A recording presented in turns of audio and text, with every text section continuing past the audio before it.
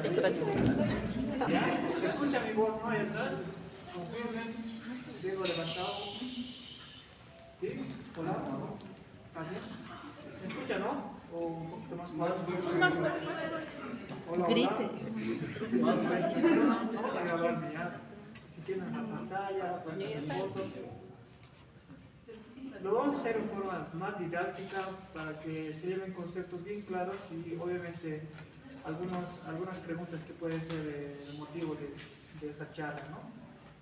El motivo no es darle teóricas, ¿no? Darle un enfoque más objetivo para que ustedes vayan reforzando, ya sea en las partes prácticas y en la parte para el día del examen, que es para el día 2 de agosto, ¿no? 2 de agosto no es día del julio. ¿De qué? Sí, ¿no? Pues primero. Dos, ¿no?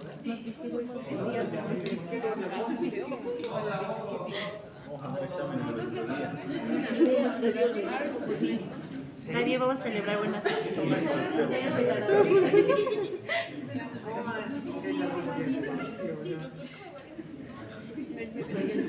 Ya, entonces empezaremos en forma rápida, vamos a hacerlo. Hoy, bueno, a mí me han programado para el síndrome de distrés respiratorio agudo, ¿ya? Parte de lo que es la insuficiencia respiratoria, ¿no? Entonces, como van viendo en la diapositiva, ¿cómo podemos definir o cómo se define en la actualidad, ¿no? Desde 1967, miren, ya es bastante tiempo, se ha ido definiendo que el distrés respiratorio agudo es de inicio agudo, ¿no? Que se acompaña por datos de hipoxemia. ¿Qué es hipoxemia? Disminución de oxígeno en la sangre. Hemia, sangre, hipoxemia. Taquipnea, disminución de la distensibilidad pulmonar, ¿no? Entonces, distrés respiratorio agudo era un inicio agudo acompañado de estos datos de dificultad respiratoria, ¿no? Ya en el 94, el consenso americano y europeo también han ido dando consensos de lo que ya es el distrés respiratorio agudo. Pero ya en el 2011, ¿no? Ya se ha ido definiendo, y esto que quiero que tomen bien en cuenta, que el distrés respiratorio ya tiene una definición por los criterios de Berlín, ¿ya? Los famosos criterios de Berlín. ¿Por qué los digo famosos? Porque es lógico que de aquí en adelante ustedes ya van viendo cómo van a diagnosticar o cómo van a ver un distrés respiratorio agudo en relación a los criterios de Berlín, ¿no? Entre otras denominaciones, o sea, ustedes no lo confundan porque algunos lo denominan distrés respiratorio agudo del adulto o lo pueden llamar como pulmón húmedo. Entonces, si ustedes escuchan, este paciente parece que tiene pulmón húmedo, ya tienen, no, este paciente está posiblemente con distrés respiratorio. O también lo pueden tener con un edema agudo del pulmón no cardiogénico, ¿no? O antes llamado como lesión pulmonar aguda, ¿no? Y obviamente actualmente solamente se trata de unificar todo eso como el término de síndrome de distrés respiratorio agudo, ¿no? Entonces, o SBDA, como está ahí, ¿no? Síndrome de distrés respiratorio. Estos son sinónimos, ¿ya? Edema agudo del pulmón no cardiogénico, lesión pulmonar aguda, pulmón húmedo, ¿no? O distrés pulmonar del adulto, ¿no? Entonces, la creación de los criterios de Berlín, ¿no? Se basa en 12 casos de aparición brusca de taquipnea. Había dentro de lo que es el ASBAO de 1967, veía que los soldados que venían, ¿no? De las guerras combatientes en ese entonces venían con la aparición brusca de taquipneicos, ¿no? Y al hacer una placa de rayos X veían que había infiltrados pulmonares bilaterales, imágenes aliopacas, difusos, ¿no? Con datos de insuficiencia respiratoria aguda, hipoxemia y disminución de la distensibilidad pulmonar, ¿no? Que todo esto han hecho de que vean lo que es la creación de la definición de Berlín, ¿no? Una aparición brusca, signos de hipoxemia, datos de rayos X de infiltrados bilateral, ¿no? en la placa de rayos X. Entonces, para definir distrés respiratorio, ¿qué necesito? Clínica, ¿no? Inicio súbito, datos de dificultad respiratoria, ¿no? ¿Qué son datos de dificultad respiratoria? Que el paciente está taquipneico, está utilizando músculos intercostales, ¿no? Y que puede ver aleteo nasal y obviamente esté desaturando, ¿no? Y para confirmar una placa de rayos X, donde ustedes a la simple imagen tienen que ver una radiopacidad bilateral difuso, blanco. Entonces, esos son los criterios de Berlín, que conforme tenga ese paciente esa sintomatología más la imagenología bilateral, entonces ya podríamos decir, este es un distrés respiratorio agudo, ¿no? Miren, aquí están los criterios de Berlín, por si acaso, saquen mi foto, pongan mi rayita, estrellita, no sé, ahí, no se pongan el nombre de su enamorado para que se acuerden, o a la persona que más ve, ¿no? Ahí, corazoncitos, rositas, no sé. Comienzo agudo, hipoxemia, rayos X bilaterales de origen no cardiogénico, un edema de no cardiogénico, o sea, tienen que descartar de qué ese edema, si es que tiene en la placa de rayos X. ¿Cómo vemos un edema o un desarme pleural en un rayos X? Tiene que ver un borramiento del ámbulo costofrénico, ¿no? Pero tienen que descartar de que no sea de origen cardiogénico. ¿Cómo lo van a descartar? Obviamente por los antecedentes, que ese paciente sea insuficiente, que ya tenga insuficiencia cardíaca establecida o que ya por una ecocardiografía no tenga ningún dato de alguna cardiopatía. Y obviamente va a haber una disminución de la compliance, que eso va a dar todos los datos de insuficiencia de distrés respiratorio, ¿no? Entonces, ya hemos dicho que el síndrome de inflamación y aumento de la permeabilidad de la membrana capilar, alveolo capilar es lo que se produce, ¿no? Y hay una inflamación del alveolo, por lo cual hay ese síndrome de edema intersticial alveolo capilar, el cual la incidencia es bastante, y esta incidencia, por ejemplo, esta presentación es desde el 2020-21. Pero ustedes recordarán que en el edema, en el distrés respiratorio por neumonía por SARS-CoV-2 ha sido brutalmente elevado. ¿Por qué? Porque la neumonía, ¿qué es neumonía? ¿Qué es neumonía? A ver cómo lo definimos. ¿Consumo de qué? ¿Cómo definimos neumonía?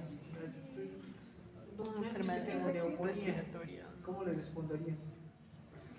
La neumonía está consumiendo.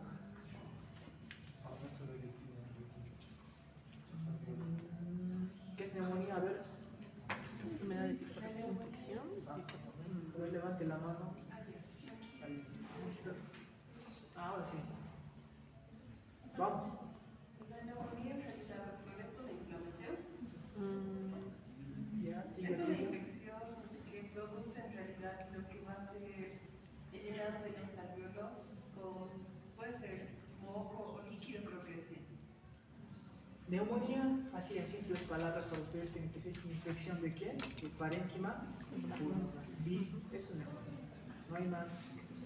¿Ya? Neumonía es infección del parénquima pulmonar. Entonces, ¿qué era la neumonía por SARS-CoV-2? Era la infección por el virus del SARS-CoV-2, ¿no? Entonces, la neumonía por SARS-CoV-2, el hecho de que sea solo una infección puede progresar a un distrés respiratorio. ¿Qué es distrés respiratorio? Ya hemos dicho, ¿no? Es un síndrome caracterizado, ¿no? Por datos de ser un inicio brusco, tener datos de infiltración bilateral radiopacos, tener un edema de tipo no cardiogénico, ¿no? Criterios de Berlin, no se olviden. Y obviamente la mortalidad puede aumentar hasta 60%. En COVID, ahorita les voy a mostrar un estudio, ha sido prácticamente incluso hasta 70%. La mortalidad ha sido alta por distrés respiratorio. Esos pacientes se distresaban, ¿no? Y desde aquí, por ejemplo, hasta 1994, lo primero que ustedes tienen que saber cuando hablamos de distrés, tenemos que hablar de lo que es dos cosas bien importantes: los índices de oxigenación. ¿Qué es la PAFI? A ver, uno del grupo. Por la finalidad bien ya. PAFI.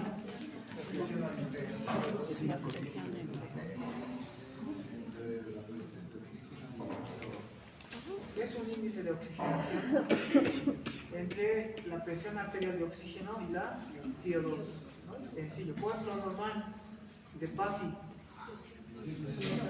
200 y mayor a 285. Ustedes sacan gasometría arterial y ven la presión arterial de oxígeno en altura. ¿Cuánto es? 60. Altura. Mayor a 90. Mayor a 60, ¿no? Altura estamos hablando. Otra cosa es hablar a nivel de la costa, que es 90, ¿verdad? Y otra cosa es hablar a nivel del alto, por ejemplo, que es de 60 milímetros de mercurio, y a nivel de la costa está de 90, ¿no?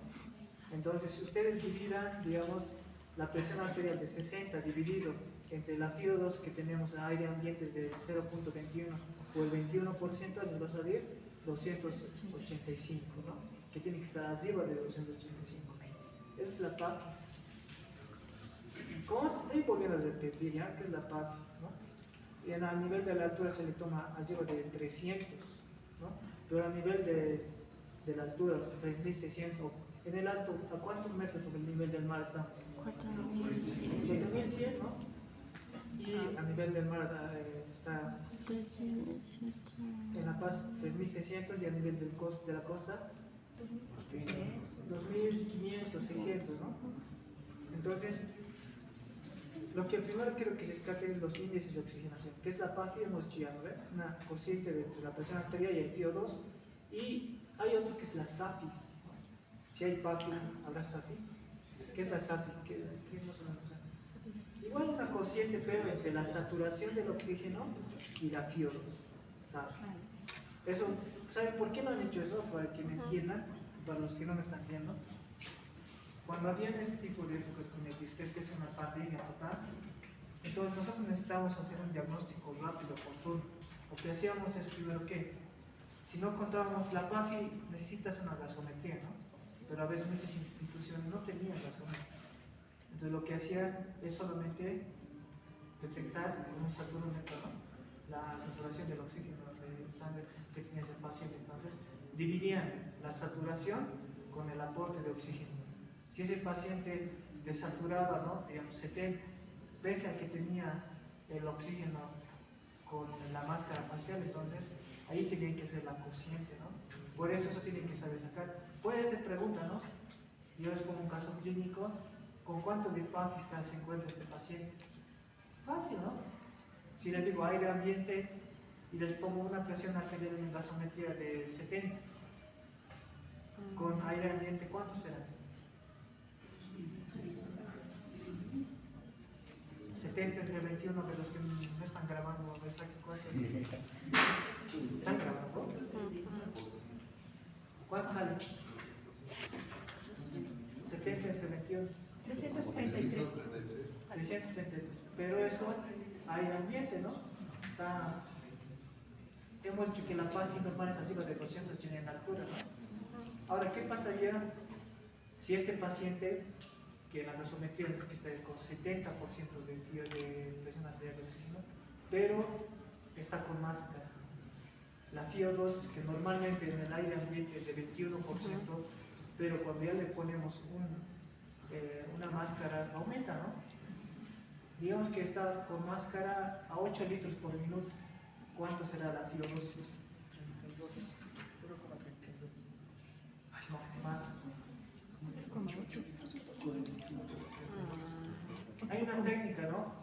Por ejemplo, para sacar el FiO2, cuando un paciente tiene una máscara a 8 litros por minuto, nos dice que ese 8 litros tenemos que multiplicarlo por una constante, que es 4, ¿no? 8 por 4,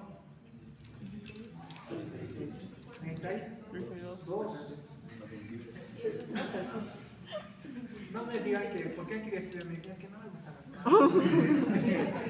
Aquí van a, de verdad, las temáticas, cuando lleguen salud pública, investigación, ahí van al software, de todo tipo, aunque no lo crean, es la 8 por 4, 32, ¿no? A eso le sumas el FiO2 normal más 21. ¿Cuánto sería? 53. Entonces, el FiO2 que le estás dando por máscara es aproximadamente del 53%, ya no de 21, como el aire. Ahorita nosotros, nuestro FiO2 es de 0,21, 21% estamos, pero cuando ya le pones máscara, ya es de, a ver, como hemos sacado, el 55%. Pero para no hacernos tanto rollo, pues decirle a ese grupo, ¿no? Si es que a un paciente, nosotros, nuestro FiO2 es de 21%. ¿Por qué? ¿Qué es la FiO2? Fracción de expiración de oxígeno. El aire ambiente se compone por diferentes gases, ¿no? El nitrógeno, el CO2 y el oxígeno. Y el oxígeno está representado del aire del 100% al 21%, ¿no? Eso no cambia el aire y hace una cosa buena. Lo que cambia que era presión barométrica, ¿no? A nivel del mar, ¿cuánto era? La presión barométrica 760, ¿no? Y a nivel de la altura reduce, ¿no? A 500 más o menos, 500, 490. Entonces la fracción de oxígeno es de 21%. Pero cuando nosotros vamos a poner las canulitas, ahí va a ser ya, les he dicho ese tip, ¿no? A 30%, dividido entre 30%. Y cuando ya utilizan máscara va a ser a 0,5 o 50%, como saben, ¿no? Entonces son esos tips de forma rápida, ¿no? Con cánula ya con 0,3, con máscara 0,5%, 50%. Es por eso, ¿por qué nos interesa el texto de la PAF o de la SAF? Porque valores por debajo de esta nos va clasificando el distrés respiratorio, y es el distrés respiratorio leve, moderado o grave o severo, ¿ya? Y es bien sencillo.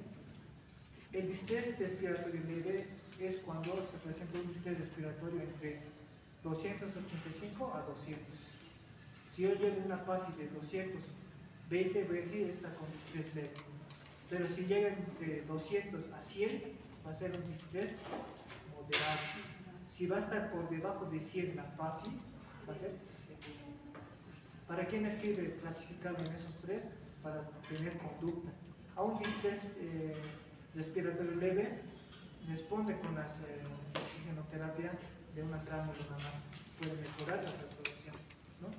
En un distrés moderado ya hay tal vez una ventilación no invasiva, pero si tu paciente tiene una PAFI por debajo de 100, 70, 80, ahí sin hablar de eso es para ventilación invasiva, ¿no?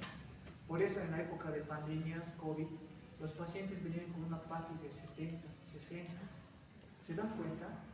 Cuánto del PAFI de 285, que es lo normal, llegaba con 70, 60. Ese paciente estaba boqueando por requerir un oxígeno. ¿Alguna vez ustedes han tenido esa saciedad de agua? Cuando quieren agua, quieren rascar la pared, ¿no? Toman una Coca-Colita, ¿no? Toman Coca-Cola y después más sed, ¿no? No, sí, no tengo sed, ¿no? Eso ya es por fisiología, igual fisiopatos, ¿no? Osmolaridad, todo eso. Porque cuando uno tiene sed, va a tomar Coca-Cola, no le quita, ¿no? La saciedad de sed, peor de la sed. Ahí está la osmosis, todo eso. Les dejo eso ya para que ustedes piensen por qué. Agüita también tomar, ¿no? Pero, aunque no lo crean, esta clasificación igual, ponga de estrella, corazoncito, no sé cómo se hacen sus apuntes. ¿No? ¿Cuándo voy a considerar leve, moderado o severo? ¿Ya? Entonces, como ven ahí en el cuadro, la PAFI menor a 300, antes de 300 a 200 vamos a denominarlo leve, o de 285 a 200 va a ser leve, ¿no? Antes se llamaba lesión pulmonar aguda, ¿no? LPA, pero ahora ya es solamente como distrés respiratorio leve.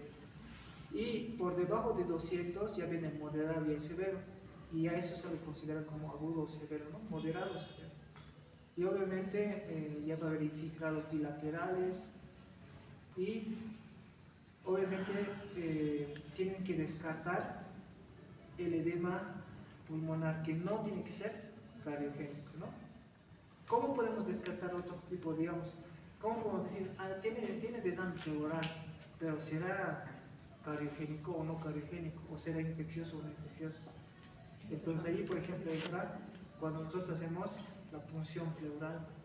Entonces cuando la punción pleural, hay los criterios de Light, ¿ya?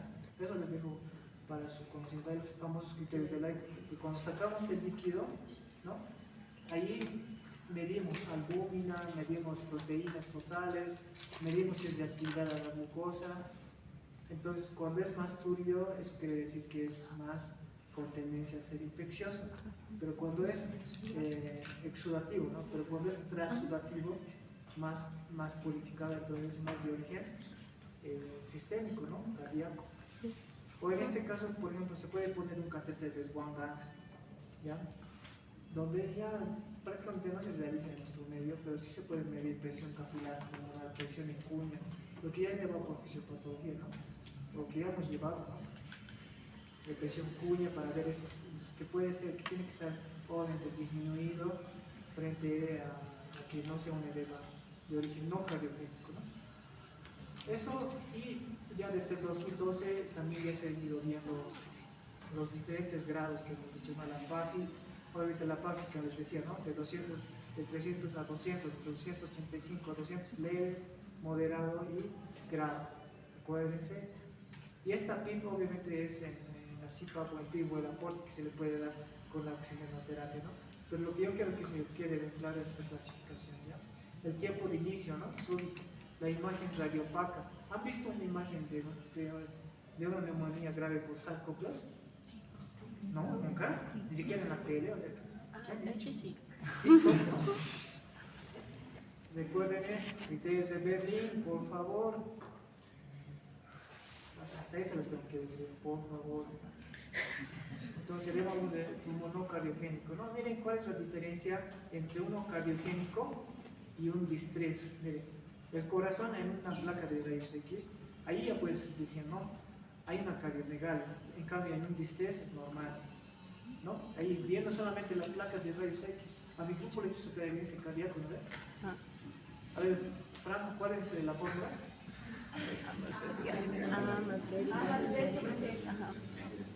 ¿Qué por qué? A más B. A más B. A más B. Divide entre C. Corazón a simple vista ya hay una cardiomegalia cuando ya es un edema agudo del pulmón de tipo cardiogénico, ¿no? Obviamente el pedículo vascular va a estar aumentado, en el otro va a estar normal. La redistribución va a ser obviamente cefálica, ¿no? Y el otro va a ser caudal, más que todo por el proceso inflamatorio, ¿no? Entonces son características que diferencian el edema agudo del pulmón cardiogénico versus el no cardiogénico, ¿no? Y obviamente, ¿qué es el broncograma aéreo? ¿Alguien sabe? ¿Están llevando imagenología? Son medio así oscuritos. Ya, a ver. Solo vamos a poder observar la neumonía en general.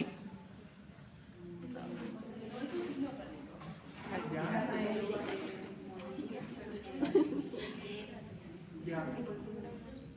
Obviamente, en el edema cardiogénico no va a haber broncograma aéreo. El broncograma aéreo es un alveolo que está contorneado por una imagen radiopaca, ¿no? Radiopaca, en el cual ahí se ve, ¿no?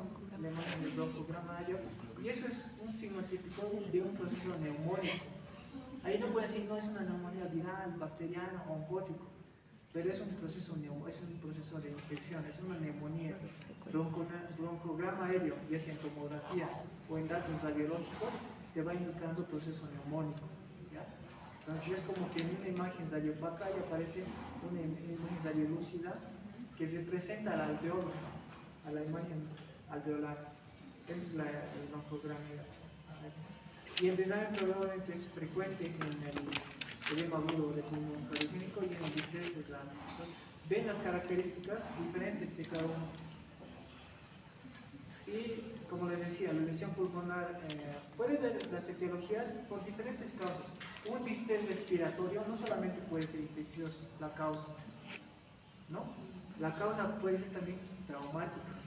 Un golpe, un accidente de tránsito puede generar un distrés respiratorio. Incluso si no son de causas pulmonares, pueden ser de causas extrapulmonares. Por ejemplo, una sepsis en una infección urinaria. Nada que ver, ¿no? O sea, porque la sepsis es generalizada, eso ustedes tienen que tener en cuenta.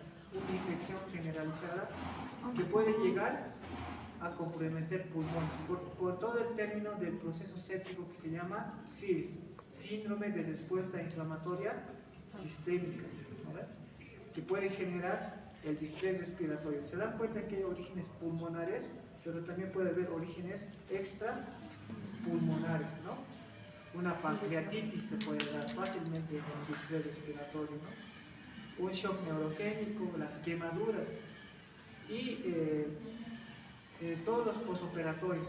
En todo el cuerpo, cuando se somete a un trauma, a un proceso inflamatorio severo, el primer órgano que se puede comprometer son los pulmones. ¿Ya? Entonces, ahí es donde se va generando y va viendo el proceso inflamatorio. Entonces, aquí está un pulmón distresado, estudiantes de tercer año de medicina, distrés respiratorio. ¿Acaso no han visto esto en COVID? Por lo menos vieron noticias, ¿no? Lo típico que se veía es esto. Y este es el famoso imagen infiltrado bilateral o heterogéneo. Aquí ven. Este es el famoso broncograma aéreo. ¿Se dan cuenta?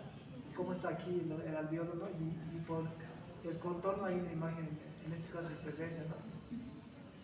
Y ahí están, miren cómo está. Y esto es sinónimo de neumonía, ¿no?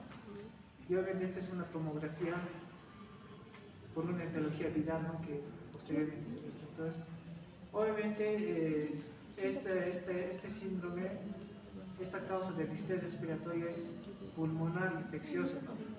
Y obviamente hay alteraciones en la VQ, que es la ventilación, perfusión del pulmón, ¿no? Entonces, los mediadores, esto ya solamente para repasar, es un proceso inflamatorio agudo severo de estrés, donde ustedes recordarán que hay citocinas, hay proinflamatorias y antiinflamatorias, ¿no? En este caso puede haber mediadores celulares, como ustedes ya recordarán la parte de inflamación. Por eso la primera parte, el primer lote, tanto hablaba, ¿no? De inflamación, que inflamación aguda, que las citocinas, ¿no? Entonces todo ese proceso inflamatorio se activa en este estrés respiratorio, ¿no? Viendo aquí como ven, aquí es un alveolo normal, chévere, donde está bien distendido, pero en aquí fíjense cómo está completamente, se está empezando a destruir las células alveolares tipo 1, tipo 2, hay infiltración de polimorfos nucleares, hay incremento de las citocinas. ¿Cuáles son las citocinas inflamatorias? 1, 6, 12 factor de necrosis tumoral. Aunque no lo crean en nuestro medio, se puede cuantificar la interleucina 6. Pero ¿cómo, doctor? ¿Eso acaso no era solo en el libro? Sí se puede.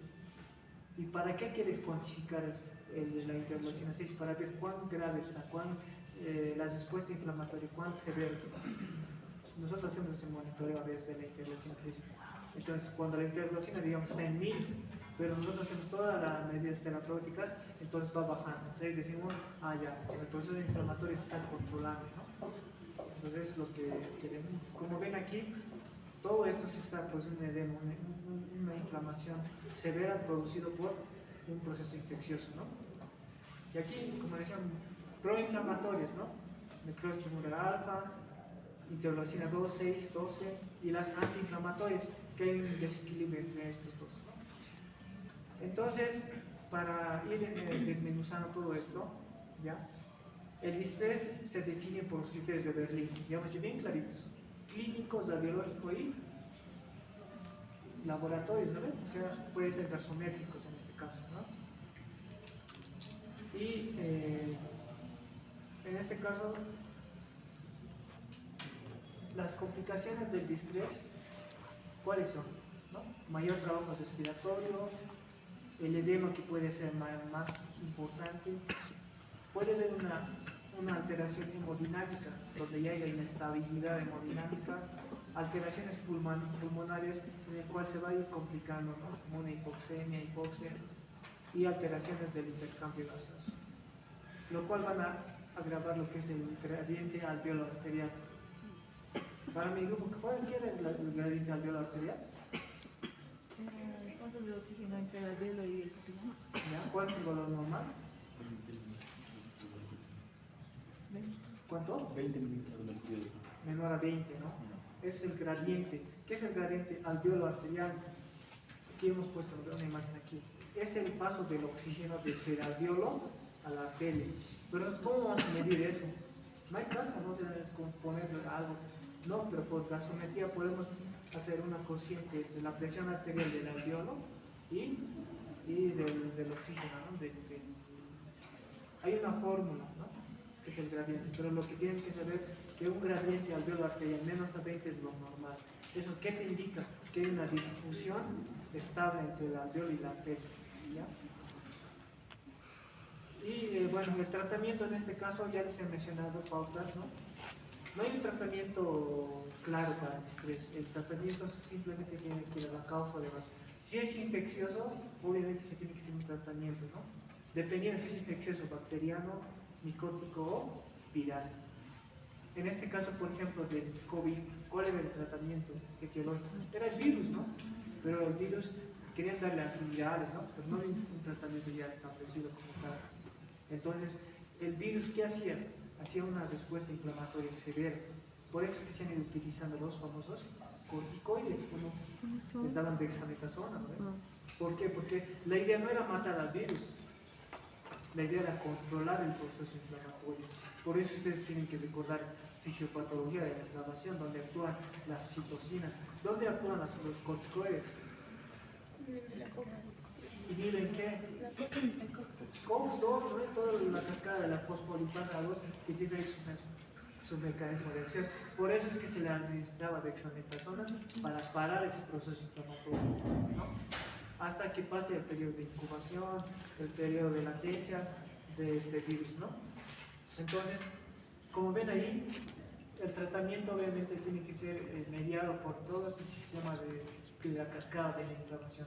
Y obviamente, el hecho de que nosotros veamos a un paciente clínicamente ya con datos de insuficiencia respiratoria muy severos, que no responda al tratamiento no invasivo, oxigenoterapia se llama eso, ¿no?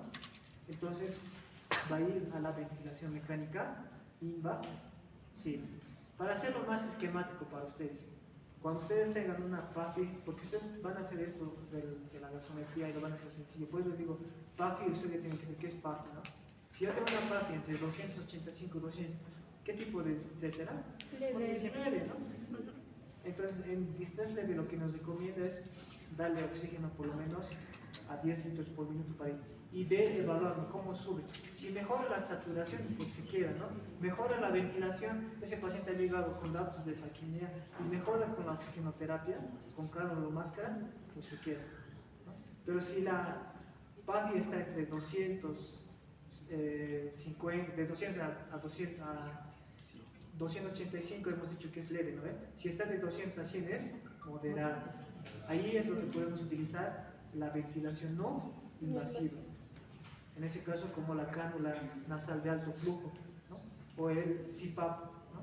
El BiPAP, que son como les decía, ¿no? Son máscaras que se ponen selladamente al cuerpo y tiene su CPAP, su mecanismo, donde el cual nosotros podemos regular la presión inspiratoria de la PIP para que mejore la oxigenación, ¿no? Y por último, si es que está por debajo de 100, a ese paciente ni mirarlo, ni decirle, no, ponle oxígeno por máscara, no. Directamente, intubación endotraqueal, ¿no? Para eso te sirve tomar la PAFI y saber. Ahora, no solamente, obviamente no se cuenta a veces con esto, pero si ves que un paciente está con bastante dificultad respiratoria, está desaturando, 70, pese a que le estás poniendo todo el oxígeno por la máscara simple, ¿lo vas a dejar así? No. Lógico, ese paciente va a entrar en un desgaste muscular, así como ustedes van a trotar o se cansa el cuerpo, ¿no? Entonces ahí es donde fácilmente puede ser un paro respiratorio. Y aunque no lo crean, ustedes habían visto en las noticias cómo los pacientes morían afuera, ¿no? En emergencias, ¿no ves?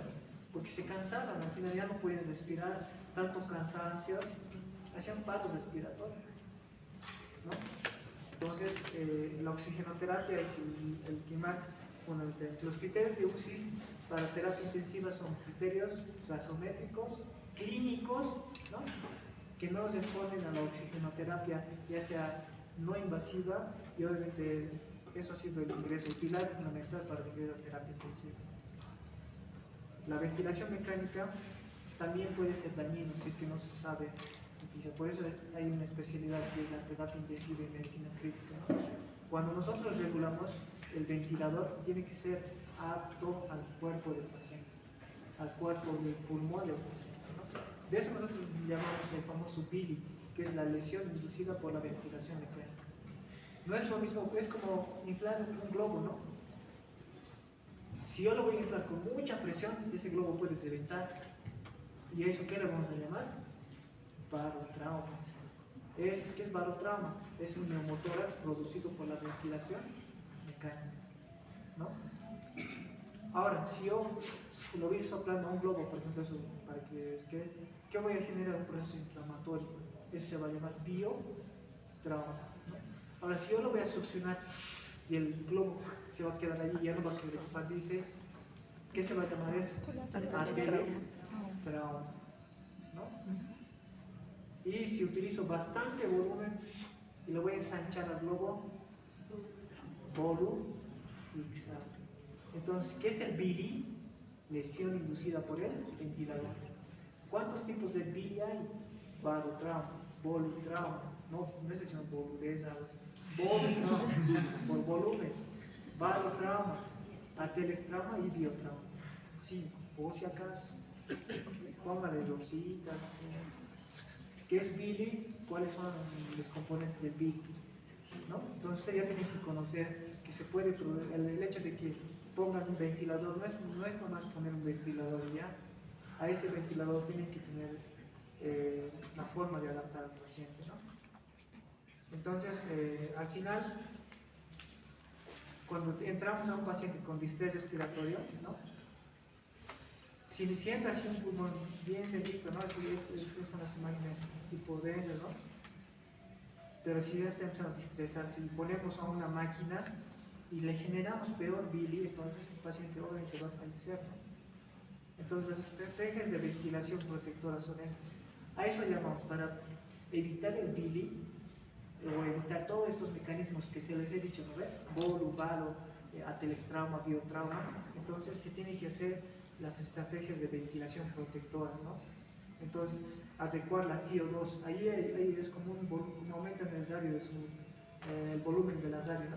Pueden subir el FiO. ¿Se dan cuenta que es el arte? Que ustedes pueden decir, ya, yo creo que estoy con 100% de FiO2 y sube la saturación de oxígeno, ¿no? Podemos manejar presiones, ¿no? Podemos manejar volúmenes, cuánto de volumen queremos manejar, ¿no? Para evitar disminuir el barotrauma, disminuir el ergotrauma o el atelectrauma, ¿no?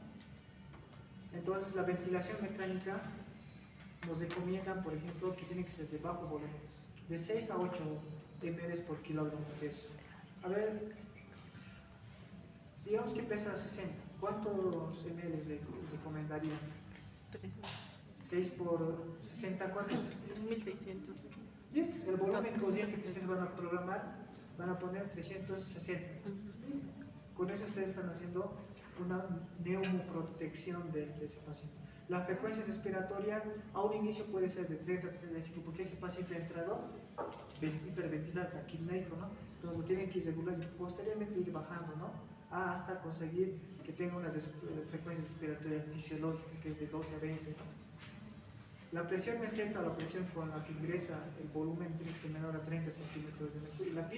La PIB se puede graduar, ¿no? La PIB fisiológica que manejamos de 5, pero eso se puede aumentar hasta 10 para evitar lo que hemos dicho el PIB, ¿no? Eso ya para saber. Entonces, y hay otras medidas que aparte del ventilador son el decúbito pro. ¿Quién no ha visto pacientes así? ¿Alguien ha visto en noticias, no? O se han ido a hacer prácticas. Un pulmón distresado, infiltración bilateral, hipoxémico, taquipneico y en prono. Entonces, ¿el prono qué es? Es una medida para adaptar al pulmón de que se vaya oxigenando, que lo que estaba totalmente consolidado empiece a bajar, así como una esponja. No, yo creo que la mayoría alguna vez en su vida han lavado los platos. O no, Franco. ¿Qué es la esponja? Entonces, la esponja, cuando usted le pone abajo, ¿qué pasa? Que toda el agua empieza a bajar abajo, ¿no? Es lo mismo que hacíamos con los pacientes. Poníamos al pulmón, es como poner el pulmón ahí, entonces todo lo que estaba arriba empezaba a bajar abajo, ¿no? Líquidos. Y a través de nosotros empezábamos a succionar a través del tubo. y empezaba a liberarse, cosa que el pulmón se empieza a no estar húmedo, ¿no? Entonces, por esa gravedad es que poníamos al paciente por 3 días está durmiendo ahí boca abajo, ¿no?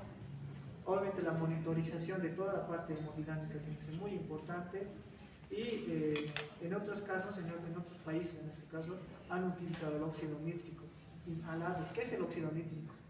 Un vasodilatador. Vasodilatador, ¿no? Que se hicieron bastantes pruebas, aunque no lo crean. Entonces han tratado de utilizar eso para mejorar la oxigenación, de que no se esté teniendo la reacción inflamatoria de una vasoconstricción, sino que sea vasodilatación. Y obviamente la extracción extracorpórea, ¿no? Que era el famoso ECMO. No sé si han escuchado de este término de ECMO. ¿Alguien? Que prácticamente es como una hemodiálisis, ¿no? Que le ponían un catéter saliendo de la arteria carotidia y de la vena yugular. Entonces, si no podía oxigenar el pulmón, lo hacía una máquina. A eso se llamaba ECMO, ¿ya? Una circulación extracorpórea. ¿Me entienden?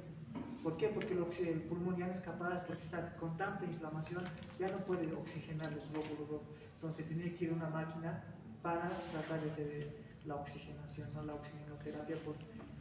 Y aunque no crean eso, en Bolivia no hay que ver. Pero es muy importante que ustedes sepan, porque estos términos ustedes no pueden no dejar saber, ¿no? Ahí está, les he mostrado la imagen. Obviamente el pronóstico es de alta mortalidad, les he dicho que hasta el 60%, ¿no? Y obviamente las secuelas que puede dejar a estos pacientes son prácticamente importantes, ¿no? Ya tener alteraciones en la parte cognitiva, de estar mayor tiempo con gas de hipoxemia, ¿no? Y eso de ventilación mecánica inicial no les voy a explicar un poco, solamente les he traído para que vean cómo se maneja un ventilador en rangos fisiológicos. Les he dicho un PIB fisiológico hasta 5, ¿no? Una índice de relación 1, 2, ¿no? El flujo de 30 a 60 y la respiración que se programa 12 a 14 ciclos por minuto. La ventilación en este caso, por ejemplo, es normal. Antes se utilizaba altos flujos, pero ahora les he dicho que es de 6 a 8, ¿no? En distrés respiratorio. Normalmente se puede utilizar hasta 10, pero en distrés de 6 a 8, ¿no? Entonces eso nos va, aunque no lo crean, es como una computadora, vos lo programas, así quiero que se respire mi paciente. Se dan cuenta que es el arte, por eso a mí me gusta la medicina crítica y la terapia intensiva, porque ustedes pueden manejar el ventilador y pueden acomodar a cómo quieren que esté su paciente, ¿no? Obviamente ahí es integrar todo lo que ustedes están haciendo este año, ¿no? Y bueno, ya para terminar, este es mi artículo que este año lo hemos publicado en febrero, el 24 aquí, miren, que prácticamente habla de una ecuación que es el poder mecánico. Esto lo hemos publicado en la revista mexicana, ¿ya? Como predictor de mortalidad en el síndrome de dificultad respiratoria. Para el grano, ¿qué hemos hecho? Este es un estudio, que se ha hecho en 122 pacientes, ¿ya? Todos los pacientes que ingresan a terapia intensiva, en el cual se ha medido esta ecuación de poder mecánico, ¿ya? Es una ecuación que les voy a mencionar, en el cual se ha visto que mientras más esta ecuación que se medía por, ¿qué es la ecuación del poder mecánico? Es aquella energía que transmite el ventilador, ¿no? La fuerza que transmite todo, volumen, presión, todo, pero cuánto tenías que mantener a esa presión del ventilador mecánico. Entonces, lo que han visto aquí en cuadros les voy a mostrar. Por ejemplo, aquí, mira, fallecido, el total de 122 pacientes, mira cuántos han fallecido, 78, ¿no? 78 y han vivido 44. O sea, la mortalidad era alta, ¿no? Miren, ¿cuántos estaban muertos? De esto, miren, la inmunización de SARS-CoV-2, los que no tenían, era más alto el fallecimiento. En cambio, aquellos que por lo menos tenían el Sputnik, ¿no? Disminuía, ¿no? La mortalidad. Y a eso estaban asociados más que todo el SARS-CoV-2 y otro tipo de gérmenes que se han ido complicando, ¿no? Y el desenlace, fíjense, mientras más días estaba en terapia intensiva, más era la mortalidad, y mientras menos tiempo estaba, era menos la mortalidad, ¿no? Aquí, Por ejemplo, aquí, la PAFI, fíjense, aquí está la PAFI, ¿no? Esto ya saben, o sea, por eso les explicaba. Los fallecidos al ingreso, ¿cuánto de PAFI tenía? Miren, ¿cuánto dice aquí? 39. Y los que vivían por lo menos 60, ¿no? Se dan cuenta, pero es bajo. Pero fíjense que hay una relación entre la PAFI y la mortalidad. Mientras menos PAFI tiene, la mortalidad era alta, ¿no? El compliance también, que esto ya son parámetros del ventilador, la presión, el poder mecánico que les decía. ¿Cuánto es lo normal del poder mecánico? Que esté por debajo de 18, aquí estaba 20, ya incrementando. Aquí miren, el poder mecánico estaba en 15, ¿no? Y esto todo está estadísticamente. ¿Saben qué es el valor P? ¿Alguien que es auxiliar de investigación?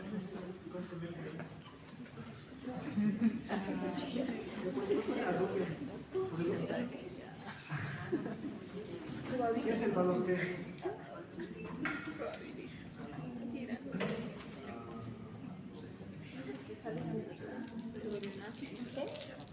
¿Qué es P? ¿Qué valor?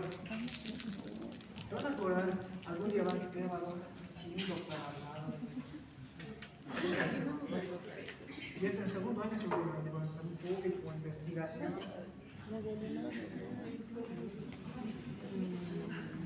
Ya, tenemos la pregunta para acabar. ¿El qué valor? A ver, un trabajo investigativo que ustedes pueden hacer o lo van a hacer, se va a verificar estadísticamente como clínicamente, ¿ya? Estadísticamente se convalida, se dice, este estudio está validado estadísticamente, y lo que más se maneja es el p-valor. Un p-valor menos de 0.005 es estadísticamente significativo. Y aquí está menos a 0.005, sí, ¿no? La de 0.005. Entonces, ¿qué quiere decir eso?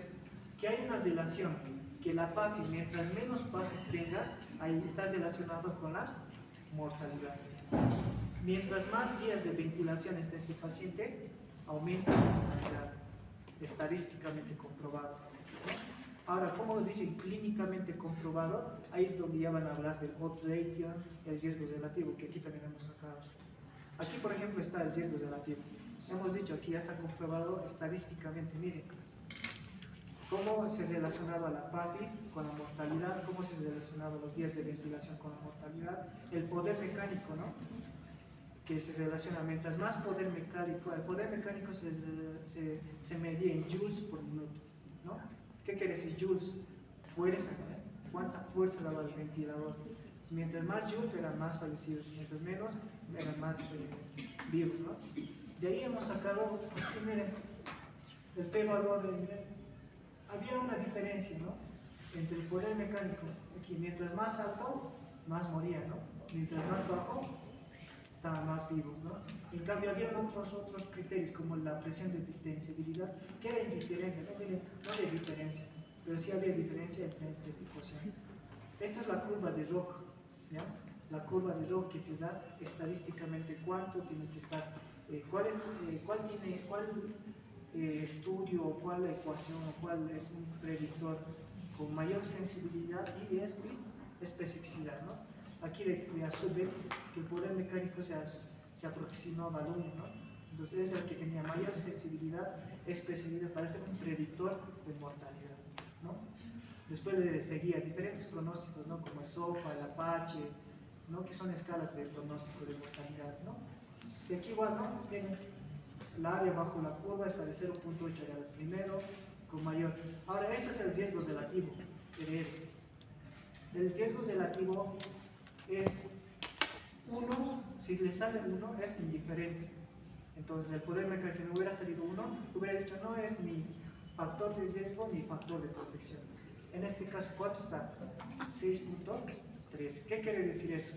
Que hay 6 veces más riesgo de que este paciente muera cuando el poder mecánico está por encima de 18. Es un factor de riesgo. Es así, por eso cuando ustedes hablan, sí, el tener elevado las disglicemias, o tiene este paciente de disglicemias, es un factor de riesgo para que tenga alguna cardiopatía, porque si se hacen este tipo de estudios, no nace de lo nada del decir es un factor de riesgo, porque son estudios que tienen esta validación clínica, ¿ya? En cambio, miren esto, el promedio de la presión de distensibilidad estaba en 1.4, ¿no? Estaba más bajo, casi 1, ¿no? Que es indiferente, que ahí no se puede cumplir si es un factor de riesgo o es un factor de protección. El índice de Apache, por ejemplo, miren, igual está alto, ¿no? Bueno, es un factor de riesgo importante. Bueno.